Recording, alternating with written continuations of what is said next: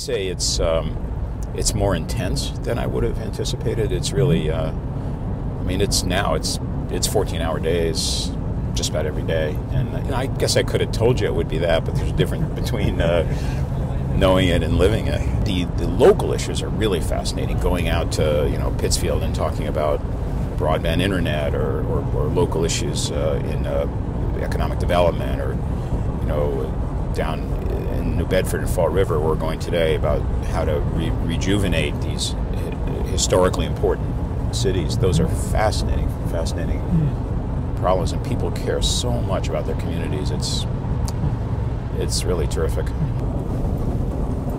We just sat around the table, the whole family, and I put the question. I said, I think I want to do it.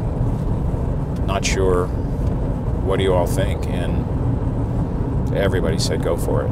Very commonly, if I'm in a living room or library, as I leave, someone will tug my sleeve and say, don't forget us. This idea of not being forgotten is really key. And I think that means that if you're a good leader, you really devote energy to listening, to opening up. And to me, that's part of my background and training. You can't be above the people you're trying to lead. Welcoming people are of the concept that maybe there are values that underpin the society we want to build, the community we want to be in, and those values are about justice and are about equality, and they want a leader who's going to stand up for it and not cave. I didn't realize how much I would learn, not at the start, not just about issues. Now I feel so much more in command of really important issues that I didn't know so much about. Exactly right. But what I'm saying is, look, vote your heart. Follow your heart. And I'm the most progressive person in the race.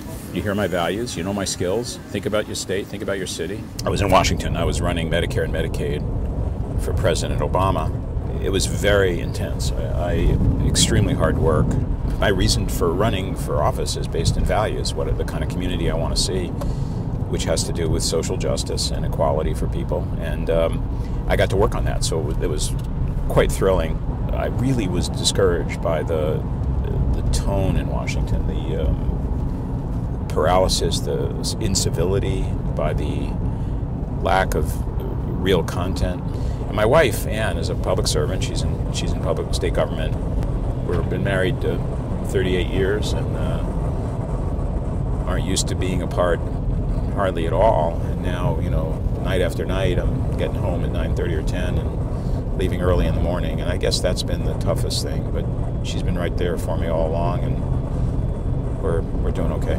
I think campaigning is a professional commitment. So my job, I am there for the voter. I'm there for the person in the living room. And it is important for them and for me that I am telling them what they need to know, or what I want them to know. You mentioned prisons. We have 24,000 people in prison.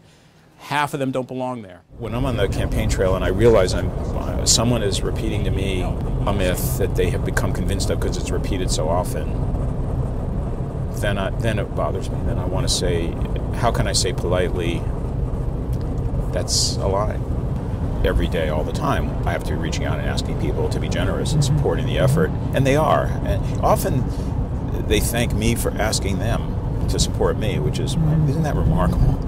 I'm ready for it.